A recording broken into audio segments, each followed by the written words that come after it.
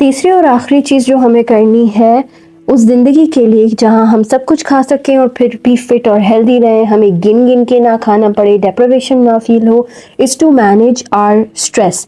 अब स्ट्रेस के मैनेज करने का खाने पीने से क्या ताल्लुक?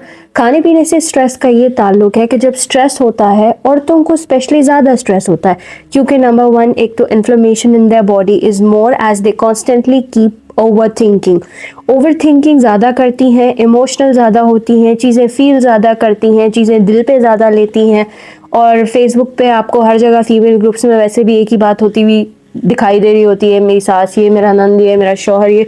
सो there are lot of factors जिनकी वजह से माएँ परेशान होती हैं, औरतें परेशान होती हैं, माएँ बच्चों की वजह से जेन्युइनली भी परेशान होती हैं। तो होता ये है कि हमें उस स्ट्रेस को मैनेज करना है। स्ट्रेस इन चीज़ों का ख़त्म तो नहीं हो सकता ज़िंदगी से, क्योंकि हम इन चीज़ों को बाहर नहीं निकाल सकते।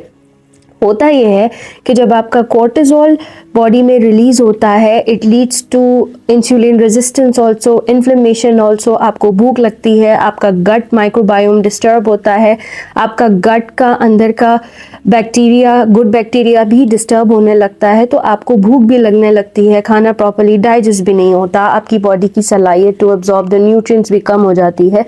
सो स्ट्रेस ज़्यादा लेने से, मैं पिछले एक पोस्ट में बता चुकी हूँ कि कैसे ग्रेलिन और लेप्टिन हार्मोन्स डिस्टर्ब होते हैं और इंसुलिन कैसे डिस्टर्ब होता है।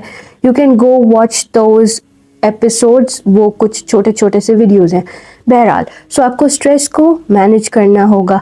किस तरीके से स्ट्रेस को मैनेज करें? सबसे पहले तो you try to get into a habit of slowing down. जब कोई चीज़ के बारे में आप ओवर थिंकिंग कर रहे हो, बहुत ज़्यादा सोच रहे हो, बहुत परेशानी की भी बात हो, स्लो डाउन, सिट डाउन, वुज़ू करें, बैठें, डीप ब्रीदिंग करें, कोई अल्लाह का नाम अपने दिल में चैंट करें, चाहे वो लफ्ज़ अल्लाह ही क्यों ना हो। दिल में बैठ के दुरूद पढ़ें या बेशक आवाज़ के साथ दुरूद पढ़ें, लेकिन keep deep breathing. Deep breathing से आपकी बॉडी में ऑक्सीजन सप्लाई जो है वो इम्प्रूव होगा और आपका स्ट्रेस को मैनेज करने में हेल्प करेगा। दूसरा ये कि आप आइडेंटिफाई करें वो ट्रिगर्स जिनसे आप स्ट्रेस आउट होके खाने लग जाते हैं। ठीक है ना, आपको हो रहा है कि किसी चीज़ की परेशानी हो रही है, ओवर थिंकिंग हो रही है, स्ट्रेस ईटिंग कर रहे हैं।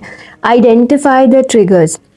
जैसे ही वो ट्रिगर्स आपके पास आने लगे, आपको फील होने लगे कि जी ऐसा कुछ हो रहा है, that I am going to get into stress eating, खड़े हों, घर से बाहर चले जाएं, go for a walk, jumping करना स्टार्ट कर दें।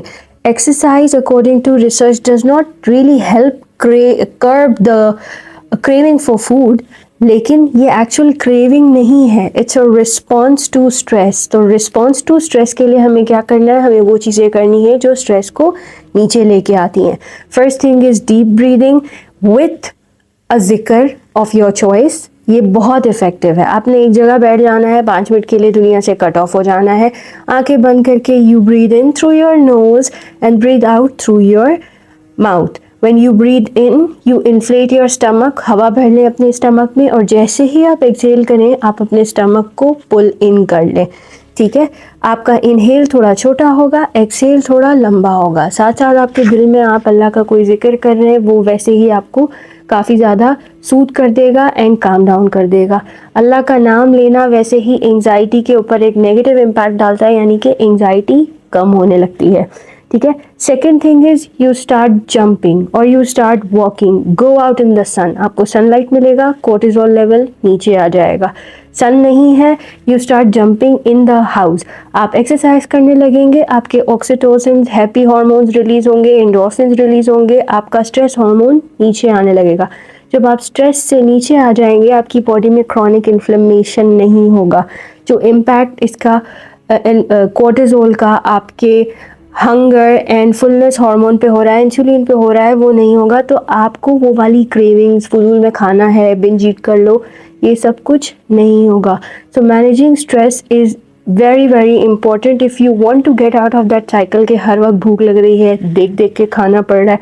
जब आपकी बॉडी रिलैक्स्ड होगी, प्रोटीन इनटेक उसने अच्छा लिया हुआ होगा और आपको अपनी बॉडी की समझ होगी, तो आपकी बॉडी को अननेसेसरी क्रेविंग्स नहीं होगी। आप जब भी खाना खाएंगे वो ऑटोमेटिकली माइंडफुली खाएंगे और आपको ये फील नहीं आएगा that you are being punished या आपका फेवरेट फूड से आपको दूर रहना है।